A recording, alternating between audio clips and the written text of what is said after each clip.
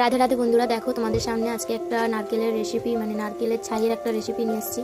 প্রথমে নারকেলটা দিয়ে একটু নাড়াচাড়া করে তার মধ্যে ওই কি ওটা আখের গুড় দিয়ে দিতে হবে, তাই তোমার ও খেজুরের গুড়, আমি অতটা জানি না। তো খেজুরের গুড় দিয়ে দেখো ভালো করে নাড়াচাড়া করে নিতে হবে। এটাকে মানে মানে প্রথম থেকে লাস্ট অবধি পুরো নাড়তে হবে করার মধ্যে, না হলে নিচে ধরে নিলে পুড়ে যাবে, সেই কারণে তো যতক্ষণ করতে হবে ভালো করে নাড়াচাড়া করে করে। এই যে দেখো কি সুন্দর লাল হয়ে গেছে, এটাকে আরেকটু করতে হবে।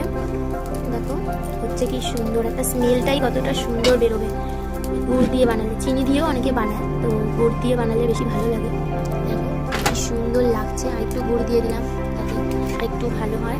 তো দেখো ভালো করে নাড়াচাড়া করে নিচ্ছি। আসলে ওটা একটু ক্যামেরার লাইটটা অফ হয়ে গেছে, জ্বালিয়ে দিই।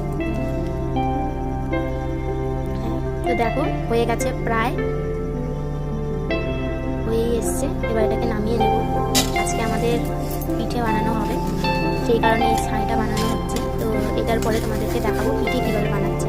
তো দেখো এটা কতটা সুন্দর কালার এসছে।